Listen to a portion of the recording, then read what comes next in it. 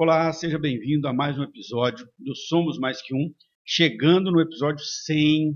Nossa senhora, nem eu acredito, né? Já foram, saiu 98. E hoje eu vou conversar com uma pessoa que, na verdade, é um aluno, Guilherme Moro, vou apresentar ele daqui a pouco, mas eu chamei o Guilherme aqui por um motivo. O Guilherme, assim como eu, nós estamos tentando fazer esse negócio de produzir conteúdo virar realidade, né, Guilherme? Então, o Guilherme, além de ser agora jornalista, acabou de se formar, acabou de entregar seu TCC, só falta receber o diploma agora, mas entregou seu TCC. Ele também tem um blog chamado Música Boa, isso. É isso. E o Música Boa já tem 5 anos, cara. 5 anos, Caxi. Então nós vamos falar bastante disso, dessa história de como construir conteúdo no Brasil. Mas antes eu queria que você contasse um pouco do Guilherme, né? Como é que o Guilherme foi parar no jornalismo, como é que o Guilherme foi parar na produção de conteúdo sobre cultura. Conta um pouquinho dessa história. Primeiramente, muito obrigado pelo convite, João. Lisonjeado de estar aqui conversando contigo. Olha, eu sempre quis trabalhar com publicidade, com jornalismo. Desde pequeno eu sempre quis fazer comunicação. Só que com o passar dos anos eu comecei a trabalhar em outras coisas, tive meu primeiro emprego, sabe? Aquelas coisas... A vida vai acontecendo. Trabalhar em mercado, essas coisas bem de primeiro emprego mesmo. E eu demorei um pouco para correr atrás disso. Demorei para fazer a faculdade, né? Então, em 2019 ali, eu prestei um vestibulinho da ETEC em computação. E o mais impressionante é que eu passei. Consegui passar, comecei a fazer. Aí estava começando, pegando o ritmo da coisa ainda. Fazia o terceirão de dia e à noite fazia o industrial, né? Que todo mundo fala, assim, o técnico. Só que aí veio a pandemia. E aí parou tudo, né? E nesse tempo, eu trabalhava à tarde com meu pai também. Meu pai tem uma firma de alarme, trabalhava à tarde com ele. Nesse tempo, eu falei, poxa, eu queria fazer jornalismo, na faculdade eu queria fazer. Vou usar esse tempo livre que eu tenho na pandemia para colocar minhas ideias em prática, começar a escrever, para fazer tipo um laboratório para quando eu já for ter uma faculdade, enfim, estar na faculdade. Engraçado que a pandemia ela destravou muitos projetos, assim, né, cara? Muito impressionante. E aí eu pensei, vou falar sobre esporte e vou falar sobre música, são duas coisas que eu gosto muito. Aí eu pensei em fazer sobre música, porque desde que eu era um moleque, assim, de 10, 12 anos, eu fazia vários canais no YouTube, assim, eu sempre tive CD, né? Sim. Herdei muita coisa de família, mostrando, esse aqui é o CD tal, não sei o quê. Tipo um unboxing. Tem umas coisas bem toscas na internet pra você procurar. Depois eu vou procurar, sim, com certeza. Aí eu comecei a escrever no blog, criei no Wix mesmo ali, a primeira plataforma que apareceu. Abandonei completamente o curso da ETEC. Continuei trabalhando com meu pai, na firma dele. E aí eu comecei a colocar as coisas em prática lá no blog. Comecei a escrever. Tinha alguns primos, alguns amigos que me ajudavam a corrigir as coisas, porque no começo era bem ruim na escrita. Eu vinha de 2 anos sem ter professor de português de ensino médio, eu estava no estado, né? Então, estava bem precária a situação. Nossa, como é triste isso. A gente discute muito isso aqui, cara, a história, como o ensino médio ficou, né, assim, abandonado. Avacalhado, né? Me prejudicou bastante. Aí eu tive meu primo, Rafael, que me ajudou muito a organizar a casa ali. Isso tá errado, pô, essa vírgula aqui, pelo amor de Deus. Ele me ajudou, assim, dava uns toques e a coisa foi melhorando.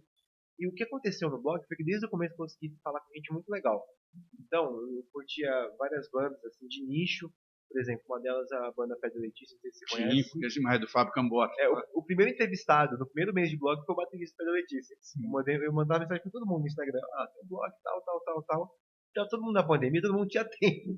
Então, o pessoal aproveitou. E eu não fazia teste a teste, assim, não fazia por Meet, por nada, por ligação. Eu mandava, assim, as perguntas por escrito e respondia, eu copiava e colava, fazia um ping-pong. Aquela coisa bem revista. Bem revista. Então, tá tudo lá. Aí comecei a fazer resenha. E no começo eram 2 posts por semana que eu fazia no blog. Com isso, eu comecei a receber muito material de assessoria de imprensa. Então, eu comecei a receber material de São Paulo, do Rio. Aí, esses assessores começaram a me abrir as portas para outros artistas. E você nem fazia jornalismo aí? Não, isso 2 anos antes de eu começar a faculdade. Sim. Eu já comecei a fazer todas as coisas ali antes de fazer jornalismo. Deixa eu colocar um ponto aqui que eu achei legal no que você contou, porque isso que você fez é muito interessante. Quando eu fui lançar meu primeiro livro, cara, que é esse aqui, ó, Não Deixa a Vida Me Levar, eu seguia muito um cara, isso era 2009, eu seguia um cara que chamava Max Gehrig. E eu falava, cara, um dia que eu escrevi um livro, eu quero que o Gehrig... E o cara nem me conhecia, o cara aparecia na Globo, outra coisa. E eu fiz exatamente isso. Na época não tinha nem o WhatsApp, redes sociais, era só Orkut. E eu mandei em todas as revistas que o cara tinha uma coluna, eu mandei uma mensagem. Olha, eu estou escrevendo um livro, tem coisa. E o cara não escreveu a contracapa do meu livro, é ele que escreveu. O cara, é exatamente o que aconteceu com você, né? Você, cara, põe a cara, tapa, a única coisa que pode ser ou não, né? Foi o que eu fiz, assim. E, puta, muito legal essa história sua.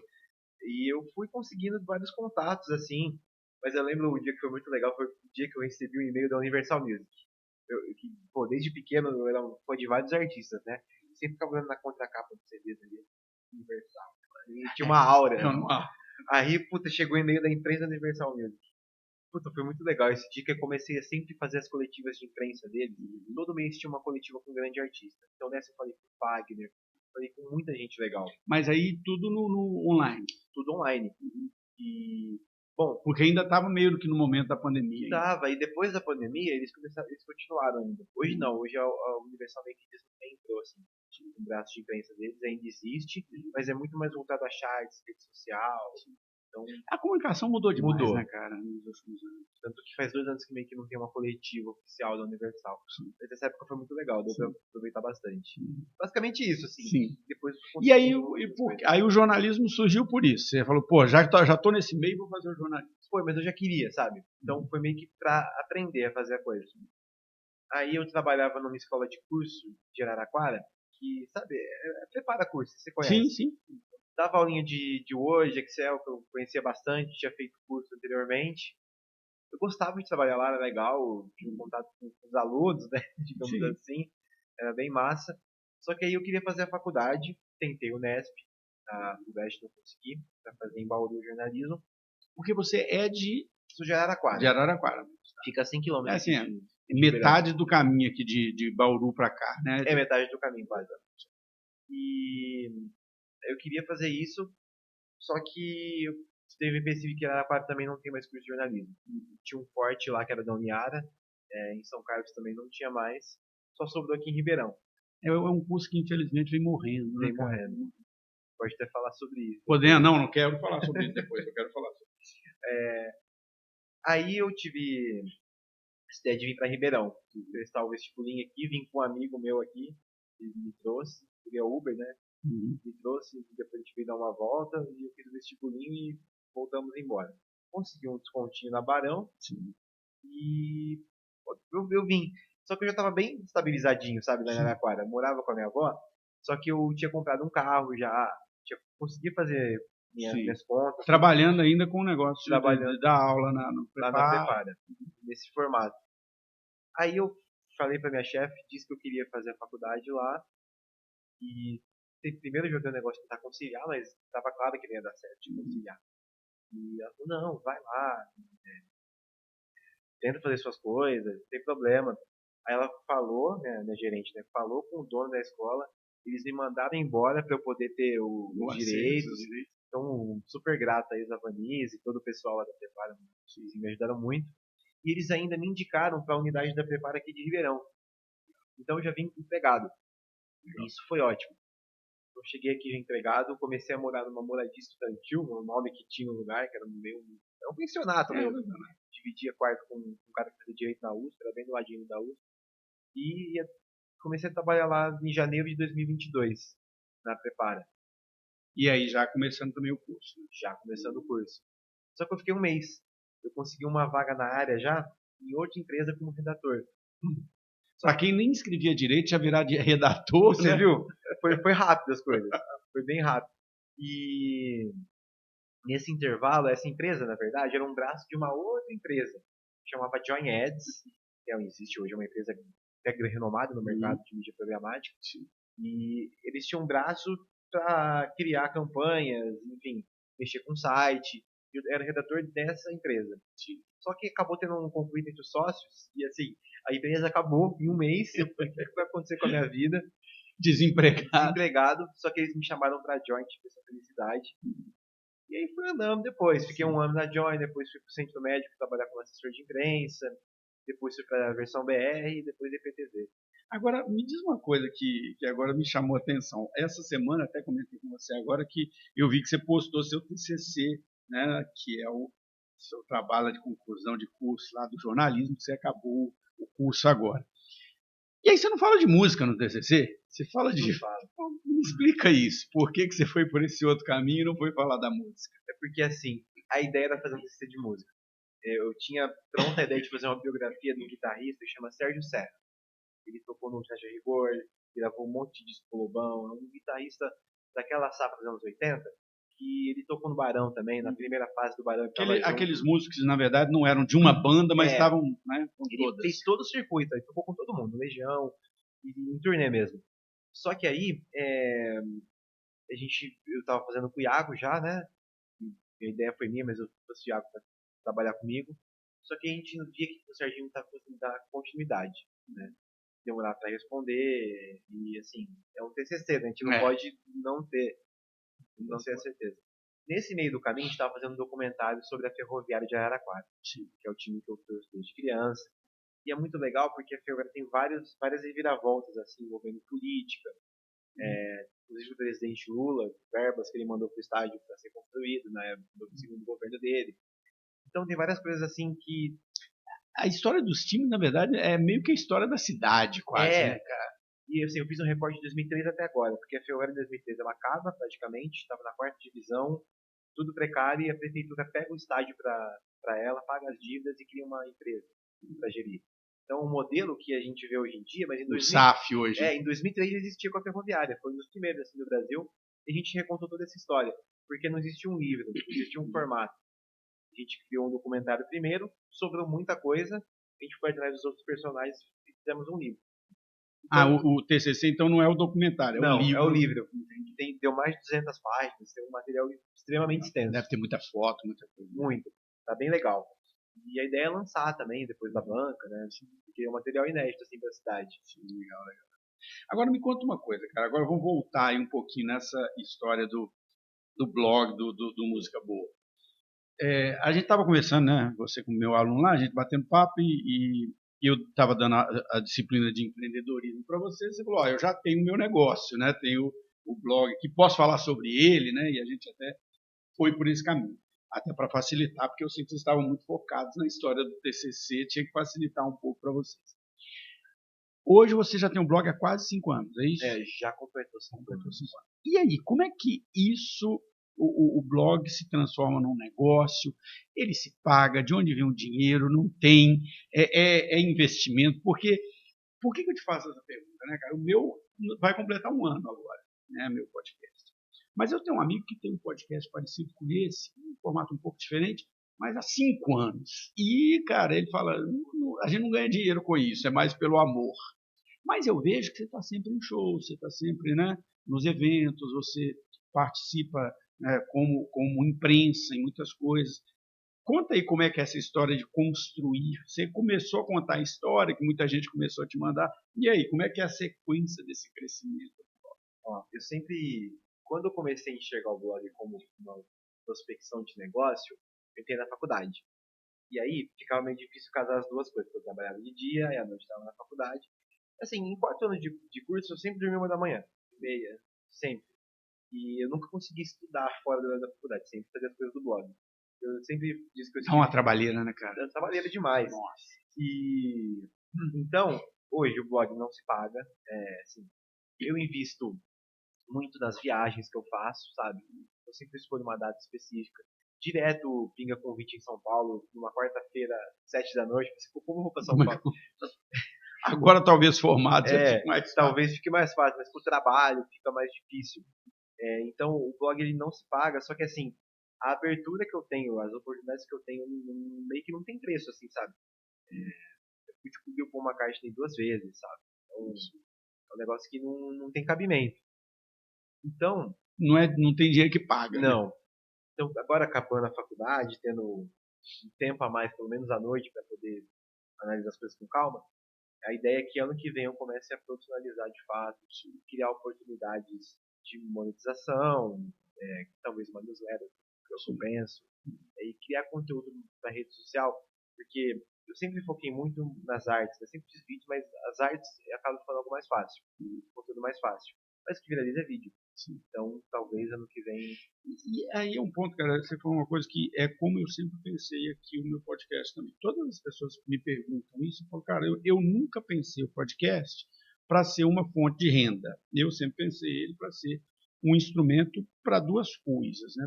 Primeira coisa, network, né? E isso ele está cumprindo seu papel, né? Em um ano eu entrevistei 100 pessoas, são 100 pessoas que pararam aqui, né? Ficaram na minha frente aqui conversando. E o segundo é produzir conteúdo de qualidade. A gente sabe que o formato do blog ele é interessante porque você gera muito conteúdo. Você gera um vídeo, você gera áudio, você gera corte, você gera foto, você gera frase. Mas realmente, conversando com as pessoas, é, parece muito simples. Ah, vou ter um canal no YouTube, vou ganhar dinheiro, ou vou ir para as redes sociais. E eu vejo lá que você tem vídeos na internet, nas redes sociais, no Instagram, você tem postagens muito viralizadas, mas ganhar dinheiro com isso ainda é uma coisa muito complexa. Né? É complexo, porque eu costumo falar com o artista, sabe? Tipo, eu faço paralelo com o artista. O artista ele pode ter um vídeo viral, ou vários vídeos virais de 3, 4 milhões. É para ele botar 300 pessoas numa casa pequena, é difícil converter. E acho que é a mesma coisa com o site, né? Eu posso ter, sei lá, 100 mil visualizações num vídeo, mas para converter esse pessoal, para ser uma pessoa fiel que acompanha o site e venha possivelmente depois assinar uma newsletter, é mais complicado. O seu formato hoje é um blog ou você está mais no perfil do Instagram? Eu tô nos dois. Só que o que acontece? A rede social tem uma urgência maior, né? Então, por exemplo, aconteceu hoje mesmo. O Angra anunciou que vai fazer uma turnê não, um show específico com os membros fundadores. Os membros que marcaram a época numa formação lá de 2001. E assim, eu tive a opção. Ou eu faço um post para redes sociais, ou eu escrevo um texto do site. Eu fiz um post para redes sociais. Ele é muito mais urgente, É né? muito mais urgente. Mas depois você pode aprofundar no blog, um texto Claro, mais profundo. que é o que eu faço. As entrevistas maiores estão todas no blog e tem uma pincelada ali nas redes, com uma aspas, com o link contextualizando, e mais informações no blog musicaboa.com, que é o que eu sempre fiz. Só que eu acho que o site ele tem uma relevância muito grande, assim, primeiro, porque quando você pesquisa blog de música na internet, é o primeiro que aparece. Por ser Música. blog e música boa, o SEO é excelente. Sim. E eu sabia quando Você criou por criar, um acidente. Né? Mas assim, isso é interessante, né? Até o próprio nome é importante, né, cara? Eu vejo isso no meu, porque assim, o hashtag mais que um, ele surgiu para um outro negócio, era uma outra coisa completamente diferente. Mas, na verdade, o hashtag mais não funciona no SEO, porque ele não reconhece como hashtag. Pode ver. E aí ele, é um nome ruim, na verdade. Entendi. Porque ele não atrai nesse sentido. Agora, vamos trazer para uma coisa que você pincelou ali atrás e que eu acho que é interessante. A gente entra por aqui e continua o assunto. Você fez jornalismo e você mesmo falou, né, que como esse curso está acabando em muitas faculdades, a gente vê isso acontecendo já há bastante tempo.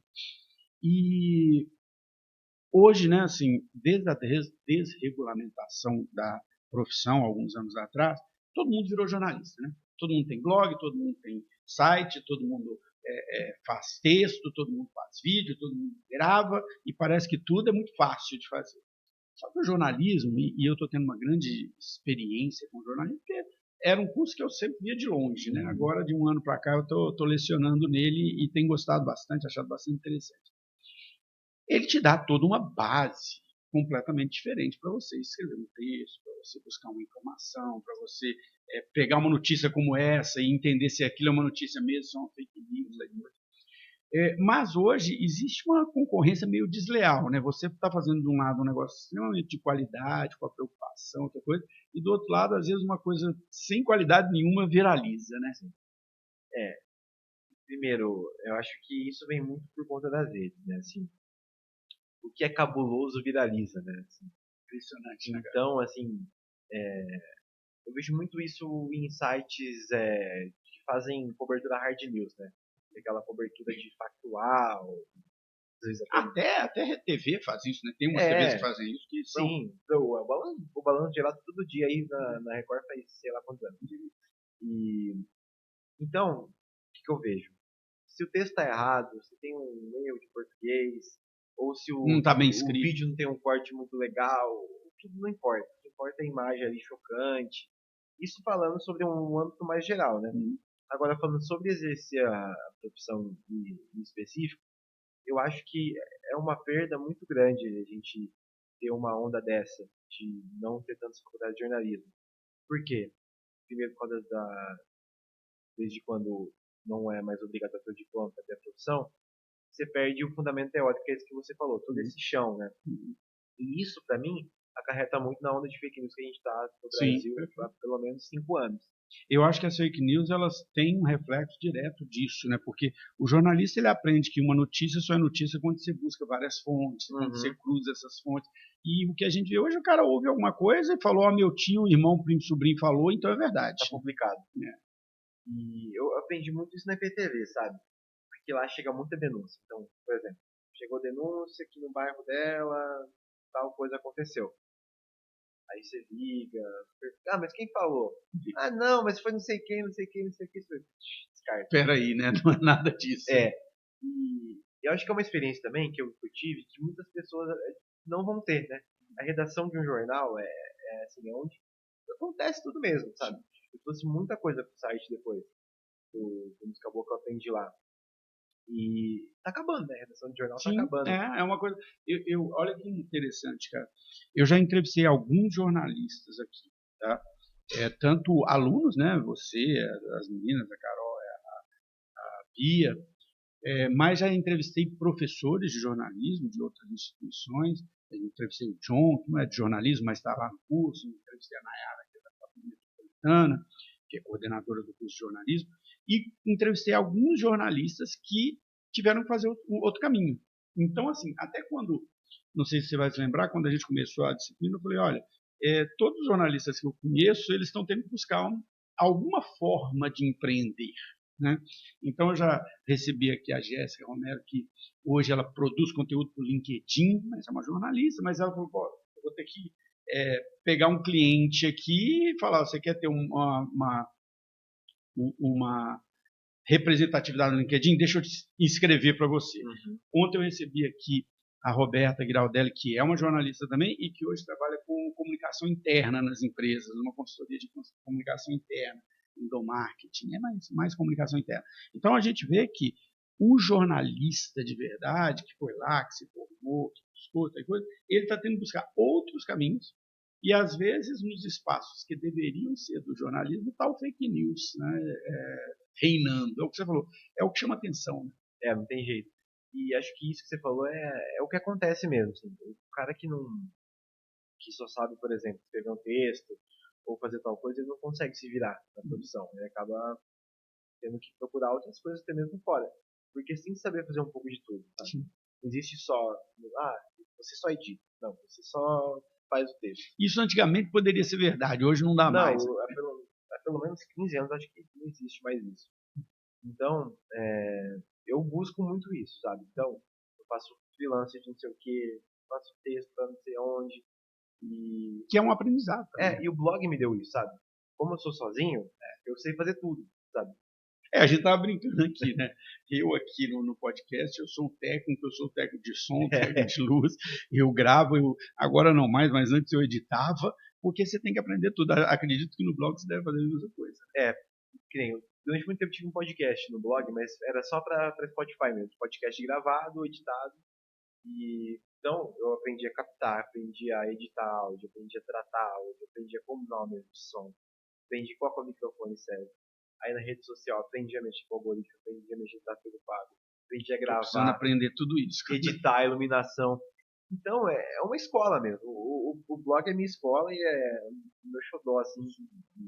Não, e eu acompanho o blog e vejo você muito presente, assim, é o que você falou, entrevista muita gente famosa, né? Você conseguiu uma representatividade para ter acesso também a este mundo, né? Porque é um mundo à parte também, né? Sim. Você entrar nesse bastidor, né? Isso eu agradeço muito às assessorias de imprensa, porque assim, tem veículos muito maiores que o meu que acabam em determinados momentos ficando de fora de uma entrevista em algum festival, algum evento, pelo relacionamento, pelo contato, pela qualidade também que o site tem, das perguntas, enfim, da linha editorial que eu trato, né? Então, por exemplo, por mais que viralize, eu dificilmente vou chegar, por exemplo, se um dia eu entrevistar, sei lá, a Virgínia, vai. Sim. Não vai acontecer Vamos porque pegar um é extremo. um exemplo extremo, assim. Eu não vou chegar pra Virgínia e perguntar, ô Virgínia, e o Zé Felipe lá? E o Vinícius Você Júnior? não vai para aquela coisa como é que chama? Da polêmica. E assim, eu acho que muitas vezes é até um erro, né? Eu deveria fazer isso porque viraliza mas assim, eu não. Eu gosto de perguntar sobre música, por exemplo, o Alok ano passado. Esse ano eu entrevistei o Alok no rodeio. E ele tava fazendo todo aquele material legal que. Não sei se você já chegou a ver, que ele fez um palco só com pessoas atrás. Sim. Foi demais aquilo. Então eu perguntei isso, qual que é a logística, sabe, como é que ele vai apresentar isso no Coachella. Então fui num caminho mais musical, assim.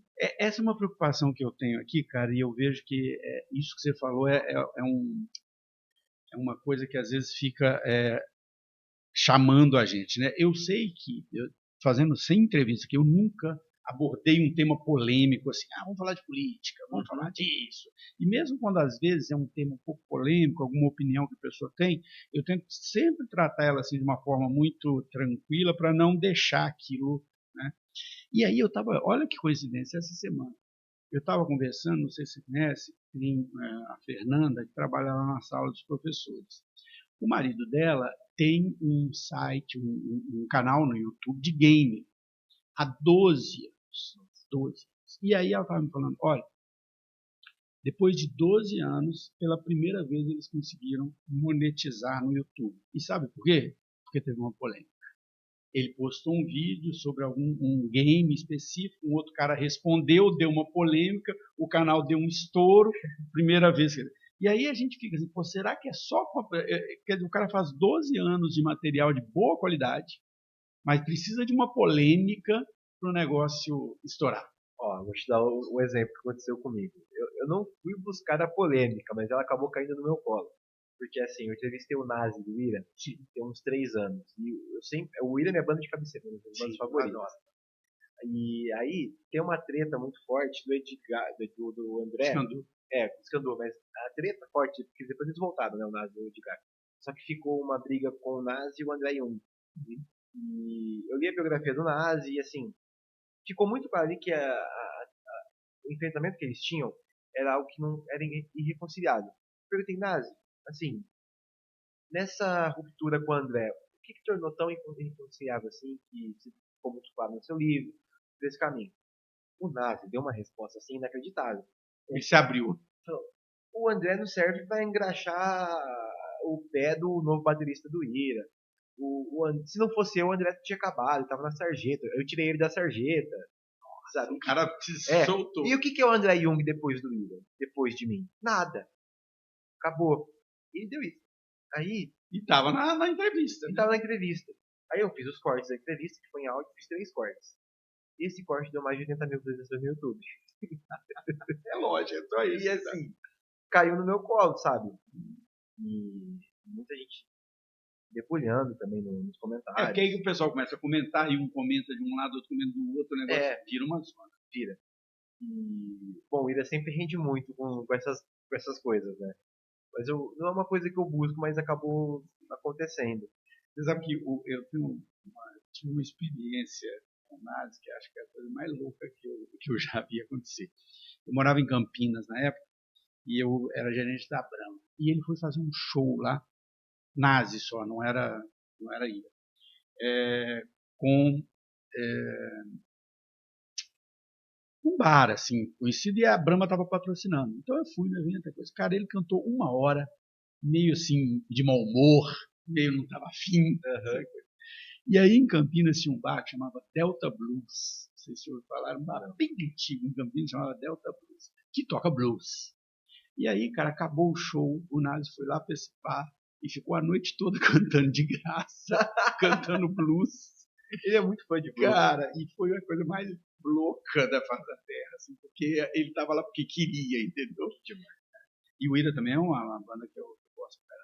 Enfim, cara, esse negócio da polêmica é algo que sempre me vem aqui. Conversando com esse amigo meu que tem um podcast há 12 anos, e o podcast dele também é sobre música. Não é sobre música, é sobre cultura em geral. Então ele entrevista músicos, ele entrevista pessoal de cinema, pessoal, só que ele, assim, ele está em São Paulo, o outro entrevistador está no Rio, e eles entrevistam online, né, as pessoas. Mas já entrevistou muita gente boa, já entrevistou o Evandro Mesquita, já entrevistou como é que chama? O Kiko Zambian, que se chama Ponte Aérea. E aí um dia eu estava falando com ele sobre isso, ele falou, cara, se você falar de política, sua coisa bomba no outro dia. Mas a que preço isso, né? Eu vou vender a alma do meu negócio, né? Muita gente faz isso, né? Muita gente acaba indo por esse caminho e vende a alma pro algoritmo, vamos dizer assim. Total. E assim, isso vai muito no que é o contato da construção, né? Que eu tô há 5 anos com o blog, só que há 5 anos eu vou colocando um tijolinho, né? E esse ano foi o ano que eu mais ganhei seguidor no site. Fiz uma cobertura muito legal no João Rock, com mais de 30 publicações.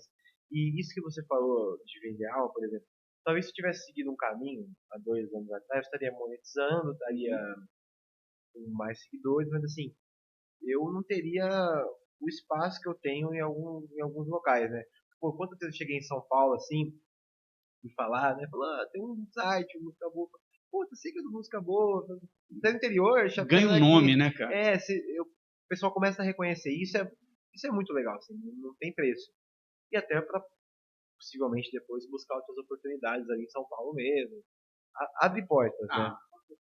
Agora deixa eu perguntar uma coisa que foi a primeira coisa quando me falaram assim, Guilherme tem um blog, tem coisa, eu entrei. Aí eu brinquei lá assim, bom, se não for de sertanejo eu vou gostar. Aí, e você, pelo que você já falou, você gosta do Ira, tem coisa. Como é que é lidar, né? Porque quando você vai para esse lado, você tem que gostar de tudo, né? Na verdade, você tem que conviver com todos os. E a música, ela mexe muito com a emoção das pessoas, né? E existe essa coisa meio clubista, né? Cada um vai. Quem gosta de uma coisa não gosta da outra. Cara, é difícil assim, porque eu tenho uma criação que desde sempre ouviu tudo, né? Uhum. Então fui criado ouvindo Titã e Choró, depois meu pai me colocou para Dire Straits, depois Guilherme Arantes. Então sempre foi uma mistureba. E eu sempre gostei de tudo. Sempre de tudo mesmo. E o blog não poderia ser diferente para mim, porque eu não conseguiria não falar de tudo. E até pelo próprio formato. Ele é um formato que pede. Hoje tem outros veículos que fazem isso, assim, como Talk Wall, que é um veículo que eu gosto muito, né? Até uma referência, que ele fala lá da Piscilacena do Norte, do Nordeste, e depois fala sobre a Lineker. Tem esses dois paralelos que eles conseguem fazer muito bem. Porque quando você está falando de música, na verdade, você está falando de cultura, né, cara? E você tem que abordar todas elas, né? Tem a mais comercial, lógico, né? Mas tem também aquela cultura que está surgindo, aquela coisa, né, bem do nicho mesmo. Sim, e assim, eu acho que eu consigo fazer com muita tranquilidade uma entrevista com uma pessoa que é do sertanejo, uma pessoa que é do metal. Tanto que em 2024 eu participei da audição do novo álbum do Angra e do novo álbum do Chitãozinho e Chororó. Então, são dois meios completamente distintos, assim, sabe? E isso é uma característica do jornalista, né, cara? De saber lidar com temas diferentes, né? Você tem um estudo por trás também, você precisa se preparar, né? Para não falar uma besteira, concorda? Sim, e isso é interessante porque isso não acontece tanto na mídia especializada, né? O cara geralmente que é um crítico de música, ele fala, eu faço crítica sobre música de MPB. Eu faço crítica sobre rock, eu faço crítica sobre sertanejo. Eu consigo passar por todos esses caminhos, acho que é de uma forma legal. E esse negócio do crítico, cara, eu sou de uma época de surgimento das bandas aqui no Brasil, né? Eu cheguei a ter banda com meu irmão, naquele momento estava aparecendo o Paralamas, né? Todas essas bandas estavam surgindo, Capital, Legião, qualquer coisa. E tinha, né, na época, essa coisa da crítica, né, tinha aquelas revistas, né? Bis, tinha a própria MTV que estava, né, bem forte nesse momento, Rolling Stones. E, cara, o crítico de música, não sei, eu tenho uma impressão, assim, que eu sempre acho que o cara vai falar mal do que tudo, né? Parece que ele está sempre criticando não vê o ponto positivo. Eu sempre fui crítico com a crítica de música, eu sempre achei ela meio... Hoje, atualmente, é mais delicado ainda, porque eu já fiz algumas críticas, assim, mas eu nunca fui agressivo, óbvio. Tem que ter uma ética. Falar, ó, Assim, isso aconteceu, porém, tal, principalmente em show, sabe? Uma crítica que eu faço no universo sertanejo, os shows são muito iguais. Você vê o show da Ana Castela, é o mesmo show que faz o Jorge Mateus, é o sim, mesmo show que outros faz. porque é um espetáculo, né? É, Ele já tem um padrãozinho, né? tem um padrão. E é uma crítica que eu sempre faço. Então, eu sempre pondero, ó, isso aqui aconteceu, mas tem uma semelhança muito grande, sempre o mesmo repertório. E eu nunca fiz uma crítica assim, ácida, sabe? Sim. Não, porque tinha uns críticos que falavam, gente, que esse cara... Nossa, é assim, é absurdo, né? Tem a gente tava falando do Irã, tem até um disco do Irã, um crítico fez, que falou que chamou o Nazi pra porrada na Sim. revista. É um negócio absurdo, né? E acho que o jornalismo dá esse chão também, porque, por exemplo, o Regis Tadeu é um cara que todo mundo conhece, porque ele critica as coisas. Sim, sim. Só que Ele dá porrada mesmo. o Regis não é um jornalista, né? Não. Ele é dentista. Mas ele sempre esteve envolvido com a música, Sempre né? esteve envolvido com a música, teve uma banda, né? E ele foi criando o espaço dele. Só que você percebe pelo jeito que ele critica, ele faz as ponderações dele, ele não é jornalista de formação. Sim. Porque ele não consegue usar a técnica para... Ele, eu acho que é o cara que buscou a polêmica e claro. com a polêmica ele cresceu, né? Claro, sim, eu acho divertidíssimo. Eu racho o bico com as metáforas que ele faz, né? Sim. Eu prefiro colocar piche nos meus ouvidos do que ouvir essa música. Eu racho o bico. Só que assim, você percebe, né? E é uma tendência que tem nos últimos tempos, eu estou observando também, falando daquela resposta anterior, das coisas ficarem mais juntas, sabe? Tem os nichos ainda, tem os críticos, mas o pessoal está começando a ouvir outras coisas, entender que tudo se trata de cultura. Eu percebo isso muito no meu filho, cara. Meu filho tem uma amplitude assim de interesse musical que às vezes eu me surpreendo. Então, às vezes ele entra no carro, tem 17 anos, entra no carro ali, coloca Cartola e no outro dia ele coloca Travis Scott ou Tyler, The Creator. E aí você fala, cara, é legal isso, né? Ter essa diversidade também, né? Eu percebo que essa geração está consumindo muito, assim, coisas mais antigas. Tem uma onda também de revival, de fazer uma coisa mais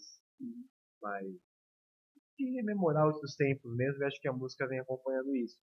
Então, por mais que as pessoas ouçam coisas novas, assim, tem muita, tem muita gente ouvindo coisa mais antiga. Sim.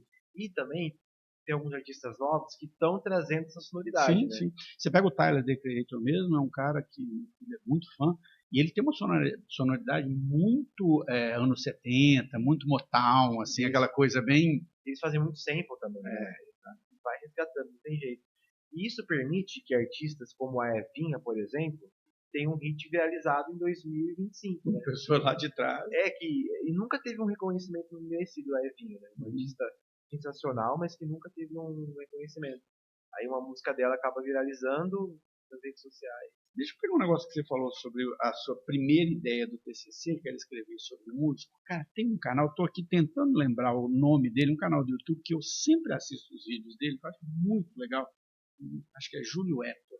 O Júlio Hector, ele conhece. Que ele conta as histórias. Ele tem até um livro, né, contando as histórias. E ele pega a música ali, e ele pega muito o rock nacional da década de 80. E eu gosto muito porque é quando eu aprendi a gostar de música e ouvir muita coisa.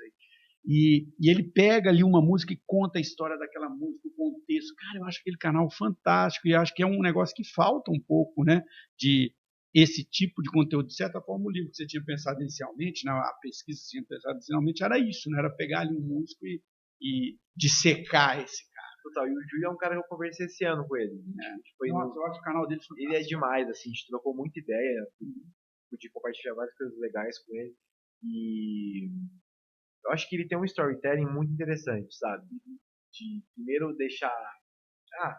esse artista, quando viu que sua banda ia acabar, acabou tendo que fazer um negócio inacreditável.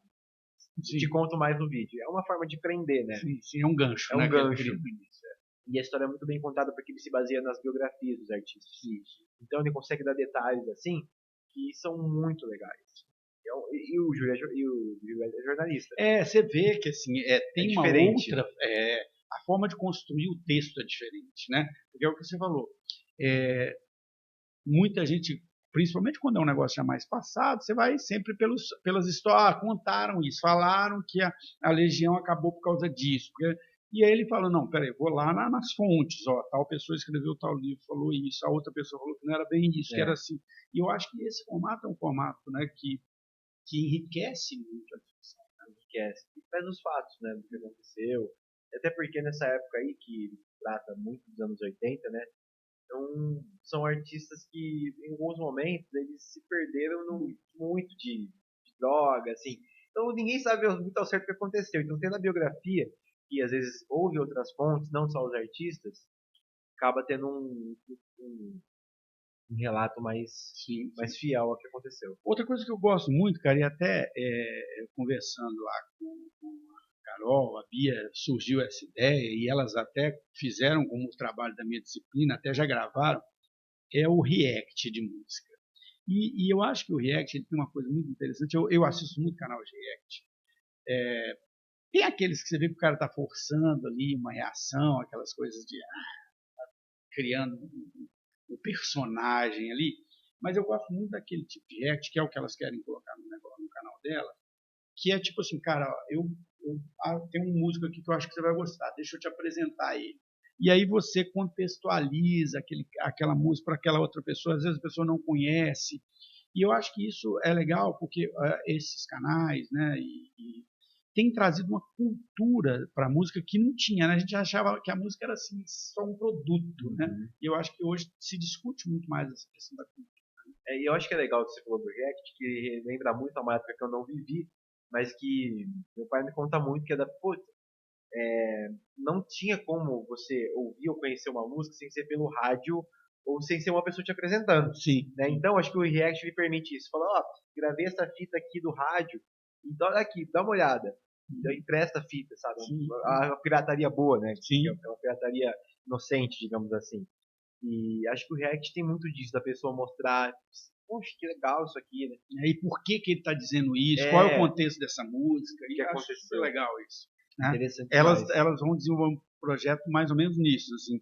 A ideia é que cada uma apresente para outra as músicas que elas gostam. Né? Isso é demais. Que é uma coisa legal. E você estava falando, eu estava lembrando, cara. Eu vim de uma família muito musical, né? Meu pai toca, minha esposa brinca que quando a gente chega lá em Belo Horizonte, a gente começa a conversar, daí a pouco um pega um violão, outro pega outro violão, e todo mundo está tocando. Legal. E eu falo, não, mas é a comunicação, né? Nossa. Mas eu sempre tive, com os meus pais, aquela educação da música popular brasileira, né? Do MPB, um pouquinho do rock, que o rock estava começando, e aí era meu irmão que apresentava as coisas. Meu irmão me deu de presente de aniversário, quando eu tinha 14 anos, o Nevermind the Bollocks, Here's a Sex Pistols, né? O disco mesmo, LP. E aí teve uma vez, cara, eu já estava no exército, um amigo meu falou assim, cara, ganhei um disco do meu pai, fantástico, vamos lá ouvir. E foi a primeira vez que eu ouvi Pink Floyd na vida, porque assim, ele pôs lá o LP e a gente ficou horas ouvindo aquilo. Eu falava, no início eu achei a coisa mais estranha do mundo. Tinha uma coisa diferente da música nesse sentido. Acho que tinha um romantismo, né? Sim. Tinha, era diferente. Você falou do Pink Floyd, a primeira vez que eu ouvi Pink Floyd foi no Spotify, num fone ruim. Então você vê que são outras experiências, né? Sim. E eu acho que isso, as pessoas, até dessa nova geração, elas têm rememorado isso. O vinil é uma coisa que é inacessível hoje em dia porque é muito caro. Não falar isso é a melhor mídia, mas é a mais cara. Sim. Então, meu filho coleciona, eu sei não, caro. É caríssimo. Então, só que é uma geração que gosta de ter o vinil, que quer ter a mídia física de novo. Eu acho que, inclusive, futuramente as mídias digitais vão tentar fazer algo atrelado a isso, sabe? Sim. Seja com QR Code, mas... Eu percebo isso nele. Ele fala assim, cara, eu quero comprar o LP tal. Eu falo, pô, mas você já ouviu, não precisa, 200 conto um negócio desse. Mas é a coisa, porque a música tem também essa coisa física, né? A música ela toca muito nas emoções da gente, né? Quando você ouve uma música antiga, às vezes você ouve aquela música, ela te leva para aquele tempo, né? Para aquele momento. Eu tenho muito isso, principalmente com o rock nacional, porque eu vivi ele, né? Desde o início. Eu posso estar em qualquer lugar, cara. Eu ouço Meu Erro, do Paralamas, Meu Erro foi a música que fez a gente ter banda, porque meu irmão apaixonou com o Bi tocando baixo nessa música. Nossa, aí ele comprou um baixo sem saber tocar, a gente tocava violão, ele foi aprender a tocar baixo, falei, tá, então eu vou aprender guitarra aqui, e aí a gente vai montar uma banda, e você vê, assim, é uma música que até hoje eu ouço, eu falo, cara, né, puxa, assim, tem uma coisa emocional, né, e eu acho que o seu blog mexe muito com isso. Mexe. E acho que é legal que, principalmente no começo do blog, quando eu tinha um pouco mais de tempo para fazer as coisas, eu comecei a pegar muitos desses artistas que fizeram essa geração, mas que não tinham tanto reconhecimento e pude trazer à tona. Eu fiz uma entrevistão assim, com o Roger do Traje a Rigor, que é um artista que acabou ficando marcado muito por polêmica. Sim. Assim. Só que, Puta, cara, assim, inteligentíssimo. É. As músicas do Traje eram inteligentíssimas. O Traje foi a banda que me apresentou com o rock nacional, assim, foi a banda que eu ouvi. E eu fiz uma entrevistão com a carreira inteira do Roger, assim, postando detalhes. Fiz com o Dalton, que é um cara de uma outra geração. Adoro. E acho que o blog me possibilitou isso também, né? Apresentar esses artistas que tinham muito reconhecimento já, mas não falavam tanto mais de música, sabe? Sim, cara, eu vou dar um exemplo muito simples disso que você está falando. Tem uma banda que eu sempre gostei muito, que é o Biquíni. E é uma banda que sumiu, né? Durante muitos anos não existia, tal coisa. E um dia, eu, meu filho e minha esposa, a gente tem um hábito que, assim, uma vez por mês, uma vez a cada 2 meses, a gente faz uma pequena viagem, assim, vai para São Paulo, vai para Campinas, vai para o interior aqui, nada demais. E a gente vai de carro. E a gente tem uma combinação que é o seguinte, né? A gente vai pondo as músicas de cada um pouquinho das minhas, um pouquinho do meu filho, um pouquinho da minha esposa. E aí eu apresentei Biquíni pro meu filho. E ele adora, cara, adora. A gente já foi no show do Biquíni 2 vezes. Ele adora. Então, eu acho que essa troca, ela também faz as ligações entre as pessoas, né? Você trazer um pouco desse resgate, porque tem muita coisa muito boa que ficou perdida, né, cara? Que não eram os caras mais tops, assim. Aqueles caras tiveram uma, duas, três músicas. O Kiko Zambianco é um bom exemplo disso, né, cara? Um cara que, como cantor, ele teve poucas músicas de sucesso, mas é um cara que hoje, e é daqui de Ribeirão, né? E é daqui de Ribeirão. E é um cara que é referência hoje, né? Por causa de uma música que o Capital foi lá e resgatou. Sim, total. Você falou do Biquíni, o Biquíni é uma banda que eu gosto muito, assim, e os caras, eles são muito legais. Fui entrevistar o Bruno 2 vezes. Que legal. E foi bem legal, assim, é um cara, assim, super atencioso, responde tudo com calma. Depois da entrevista, ele tem um projeto de músicas infantis, de versão de música de rock em versão infantil. Ele mostrou pra gente todas as demos, assim, um cara super atencioso. E a energia do show é diferente, né? Eles têm uma aura ali no palco que é... É que você não viveu a época. O Biquíni era uma banda secundária, né? No mapa, no pelotão assim. ali. Você tinha lá Legião, você tinha Paralamas, você tinha Capital, daí coisa ali no topo. Primeiro que o Biquíni vem depois, né? Ele já vem ali na década de 90, depois. Mas ele tem uma, duas músicas ali e era uma banda meio secundária. E hoje, cara, acho que eles têm uma força do caramba. Mas eu já fui em 2 shows deles, você vê que eles cantam muita música dos outros, porque eles também não têm muita música, né? Assim, o repertório deles é sucesso mesmo. É verdade. E eu acho que o Biquíni também faz parte dessa geração, e muitas bandas ficaram para trás, né? Nos anos 80 ali. O Edgar do Ira, ele é um cara que tocou com muita gente, né? O Edgar é um músico fantástico. Eu assim, nunca cheguei, né, mas tinha o cara que eu queria tocar igual era o Edgar, né? Quando eu tocava guitarra, mas tocava, né? Hoje eu não toco mais. E era o cara que eu tentava, só que a sonoridade dele é completamente diferente pelo fato dele ser canhoto e tocar com as cordas invertidas, né? Sem inverter as cordas, ele toca com a guitarra de cabeça para baixo. Então a sonoridade da guitarra dele é completamente diferente. Você não chega, né? Não chega, é impossível. Cara, o Edgar também ele teve uma importância muito grande na música em geral, porque ele trouxe o técnico pro Brasil, sabe? O técnico, na verdade. Poxa, sabe aquelas coisas que tocavam na Jovem Pan, nos anos 90 ali? Ele trouxe aquilo pro palco do Ira. Então, teve uma época que o Ira estava muito voltado pro técnico, e ele pôde apresentar várias coisas assim nesse sentido. Ele é meio pioneiro nisso, o projeto dele Benzina. Então é um cara que também fez muito fora da caixa. Sim.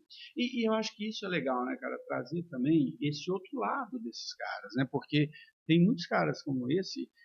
Às vezes lá fora a gente vê um pouco mais isso, né? Bandas como Gorillaz, né?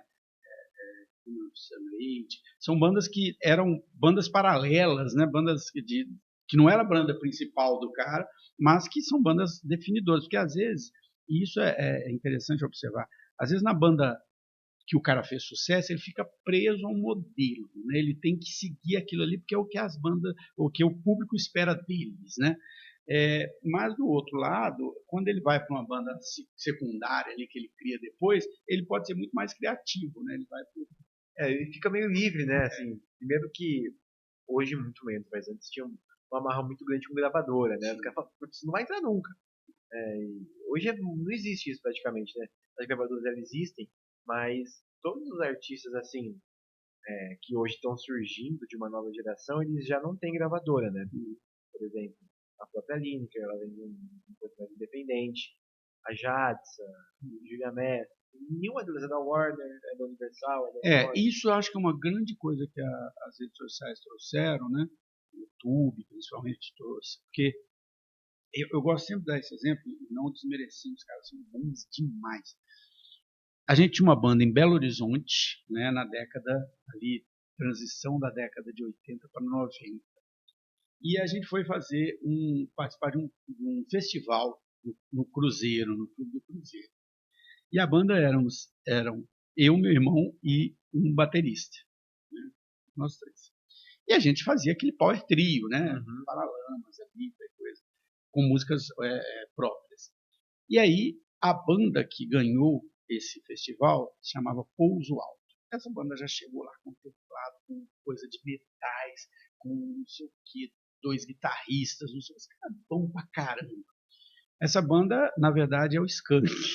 É a origem do Skank, né? O Pouso Alto é a banda que o Samuel tinha antes do Skank. Só que o Samuel é filho do diretor de gravadora, né? Então você tinha, não estou desmerecendo, cara, bom pra caramba. Sim. Mas você trilhar o caminho, você tinha que ter ali alguém que te padrinho, né? Ou o Júlio conta muitas histórias, né? Ou naquele momento em que o rock estourou e as gravadoras estavam tão desesperadas por ter alguém que qualquer um eles estavam pegando. Eles contam essa história do próprio Biquíni, né? Que o Biquíni nem música tinha direito e eles pegaram porque precisava de banda para tocar. Hoje não, né? Eu acho que hoje o cara consegue, se ele tem qualidade, ele vai para o YouTube, ele vai para as redes sociais, ele consegue se destacar, né? Sim, e acho que a última onda dessa aqui que aconteceu com o rock, de sair contratando todo mundo, foi lá em 2008, quando teve Fresno, NX0. Sim, o Lucas, que é do Fresno, ele conta assim, que várias bandas foram contratadas pelo selo do Rick Bonadio só para geladeirar. Então, a gente não vai fazer nada para que essas bandas não aconteçam. Mas se acontecer, já tá com a gente. Sabe? É meio cruel, assim, né? É um modelo muito cruel. E isso depois foi mudando completamente. Tanto que os fenômenos, assim, grandes hoje em dia, até mesmo fora do rock, MC Hariel, ele da Warner, mas no começo não. As gravadoras tiveram que ir pescando nessas pessoas. Eles surgiram muito mais nas redes, né? E depois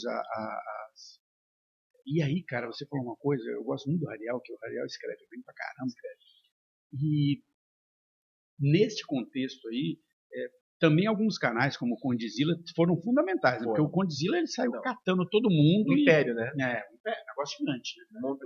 Montou o império ali dele completamente diferente do que. E pegando gente que às vezes não tinha nem música direito. E um modelo diferente do que eram as gravadoras, né? Porque ele cedia o espaço assim e conseguia fazer com que vários artistas. Criou uma cena, né? Ele criou uma cena, exatamente. Ele criou uma cena. Foi fundamental. Ele criou um império. Hoje ele faz parte de vários membros assim de corporações como o YouTube. Acho que ele leva conta no Grammy. Sim. É um cara diferente, assim, que tem uma visão de negócio absurda. Sim, sim. E deu, é o que você falou, eu acho que você definiu bem. Ele criou realmente uma cena em algo que não existia. Né? Não é que não existia, mas era muito fraco. Era algo muito subcultura. Era amador, né? Era amador. Era amador. E assim, nessa época também começou a surgir o Condzilla, as gravadoras quiseram interferir no processo do funk, né? Só que a gravadora é toda certinha, né? Como é que você vai colocar um cara do funk falando sobre, sei lá, sobre tráfico de uma forma mais explícita? Não tem como. E ele deixou isso rolar. E o que aconteceu foi que a gente, nesse formato, acabou criando um gênero pop diferente no Brasil. que aí o Warner fez a Anitta, fez Ludmilla, fez vários artistas que fizeram parte dessa época, que vieram no funk, mas ele acabou virando uma coisa mais pop. Eles engravataram, né? Eles Engravataram. assim. Tiraram a MC, que a Anitta era MC, Anitta. A Ludmilla era. Mas era algo assim, né? Era MC Beyoncé. Era isso, a Ludmilla. E acho que isso é que as gravadoras meio que perderam o compasso, foi disso, né? De entender que hoje, com as redes sociais, a música, e você vê isso nas grandes, os famosos hoje, né? Os cantores famosos, ela nasce do próprio público, né? Não é mais como era antes, que aquela era coisa, e a gente vê isso na história do rock nacional, que era aquela coisa que a gravadora que trabalhava os caras, né? Hoje não, né? O cara surge naturalmente, né? E aí o blog, nesse sentido, tem um papel de captar essas tendências. Cara, assim, eu faço uma curadoria, assim, hoje menos, né? Esse ano eu consegui procurar muita pouca coisa por conta das coisas da faculdade, enfim, mas eu quero retomar muito isso ano que vem. Até porque eu faço parte de uma plataforma chamada Groover. O artista ele envia a música pra mim e eu ouço, dou um feedback e se eu curtir eu coloco no blog. Então vem música do mundo inteiro, cara. É muito legal, assim, dá pra fazer com isso. É bem legal. E eu vi muita artista surgir, assim, sabe? Por exemplo, a primeira entrevista, não sei se você conhece a Mari Fernandes. Sim. A primeira entrevista dela foi numa agenda que eu tava. A primeira entrevista da carreira dela, tinha acabado de lançar, bombar. Outra artista que eu curei há muito tempo atrás, depois ela, hoje ela tocou no João Rock, tá no nível muito alto, é a Mary, que lançou um disco lindíssimo, que chama Maríssima, no ano passado, e tá num patamar muito grande. Então é legal você ver, acompanhar tudo que tem acontecido com o mercado, e eu acho que eu pude contribuir de alguma forma, sei lá. Cara, já tem quase uma hora que nós estamos falando. E aí, para encerrar, então, eu queria perguntar, né, se agora o que você falou, você está no momento de transição, né? Você se formou agora, só falta receber o diploma, é um jornalista, já está na EPTV, né? Agora não tem que estar toda noite aqui na escola. E aí, o que você pensa, qual que é o caminho? E aí, está aberto para você falar o que você quiser e depois eu volto para encerrar. Tá, olha, é difícil, né? Eu tenho muita vontade de ir para São Paulo. Eu acho que tudo acontece lá, o que eu gosto da lá, de evento cultural, lá onde estão as pessoas, eu acho que em algum momento eu vou estar lá. É o que eu quero trabalhar. Eu tenho muita ideia de fazer com que o blog seja um veículo de comunicação que consiga se manter, que tenha um público, que seja sinônimo de credibilidade. Eu sei que vai mais um tempo ainda e eu estou tentando conseguir isso. Uma coisa que eu consegui fazer ano passado, que acho que foi o primeiro tijolinho para tentar fazer com que o blog seja um veículo autossustentável, foi fazer o festival. Fiz um festival de música, que é o Festival Música Boa, ano passado, na Araraquara, por incentivo público. Consegui levar bandas que são da minha curadoria para o palco. Então já foi o primeiro tijolinho ali. E a ideia agora é fazer uma newsletter, conseguir, eu bati muito nessa tecla hoje, né? Fazer uma newsletter, conseguir criar um material semanal com o pessoal, alinhado a vídeos na rede social e ao conteúdo mais extenso no site. Então, eu acho que o caminho é esse. Eu vou seguir trabalhando com o blog, depende do que aconteça. Não, a ideia do festival é fantástica. Você sabe que até já vou te convidar também, né? Que eu vou fazer o evento agora dia 29, no próximo sábado, lá na Faculdade Metropolitana. Qual foi a ideia do evento? Exatamente essa mesma sua do festival. Cara, eu conheço tanta coisa boa, eu conversei com tanta gente legal, por que não juntar essas pessoas? Eu acho que o festival foi a mesma coisa, né? Você curou tanta gente boa, você acompanhou o nascimento dessas pessoas, por que não juntar essas pessoas num lugar? Então, está convidado, sábado que vem, de 9 a meio-dia. Depois vou te mandar o convitinho oficial. E eu acho que tem muito a ver com o que eu estou pensando aqui. Eu estou 4 anos depois de você, né? Você já está com uma história mais longa, mas eu acho que não se vender, né? E ter uma linha editorial muito clara, e é sobre isso que eu falo, é sobre isso aqui que a gente vai criando uma identidade, né? E eu quis te trazer muito para isso, né? Também para aprender com você, porque você já trilhou uma parte do caminho que eu não trilhei ainda, né? Que é de como fazer isso se transformar. E eu acho que você falou aquilo que eu acredito também. O que você conseguiu nesses 5 anos, cara, foi criar uma credibilidade. E a credibilidade, ela não tem preço, né? Você pode quebrar ela com um comentário, um post mal feito, né? Então você precisa ter muito cuidado com essa credibilidade, mas ela vai se construindo. E aí é aquela história, um dia acontece alguma coisa que o negócio vira um negócio, mas não é pensando em virar um negócio. Agora, se eu posso te dar um conselho, cara, vá para São Paulo. Eu acho que uma vez na vida todo mundo tem que morar pelo menos um ano em São Paulo para entender a outra dinâmica, né? Que não estou dizendo que seja melhor nem pior do que a dinâmica do interior, mas é uma dinâmica diferente, principalmente nesse contexto que você está.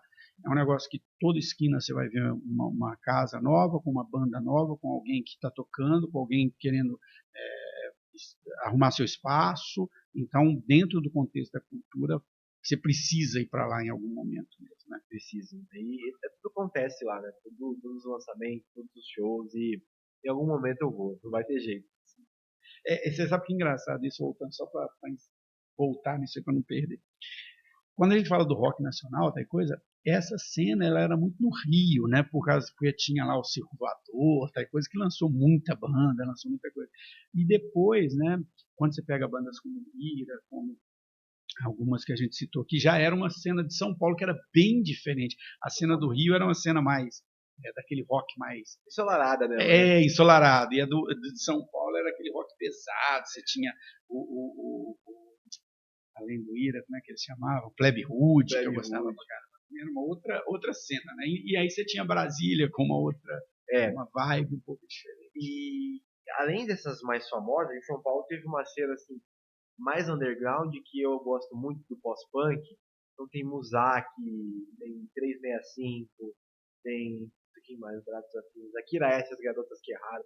São bandas assim que nunca saíram do bueiro, sabe, digamos assim, mas que são bandas assim que eu gosto muito. O próprio Joelho de Porco é uma banda genial, genial. Joelho eu conheço bem. Que é anos 70, mas é antes, mas mesmo assim é maravilhoso. Cara, bom, papo muito bom, só tenho a te agradecer. Aprendi algumas coisas aqui para a gente colocar em prática, você da ideia do festival. E, bom, gente, o podcast Somos Mais Que Um está chegando aí no seu 100º episódio. Eu acho que é muito significativo eu trazer uma pessoa como o Guilherme aqui, porque o podcast surgiu para falar de carreira, surgiu para falar de caminhos, de trilhas. Né? Ele contou aqui, ele trabalhava com uma coisa com o pai dele, foi fazer um curso de outra coisa completamente diferente, aí viu que o caminho dele era a música, achou algo legal, isso levou ele para o jornalismo, levou ele para outros caminhos. Então, vejam, né, o caminho que a gente vai percorrendo, ele une a nossa vida com a nossa carreira. E é sobre isso que a gente sempre quer falar aqui, Somos Mais Que Um, é sobre isso. Então, se você gosta desse tipo de conteúdo, já estamos aqui no 90º episódio, e no dia 29 de novembro, agora de 2025, nós vamos chegar no episódio 100, lá na Faculdade Metropolitana, um encontro presencial com bastante conteúdo.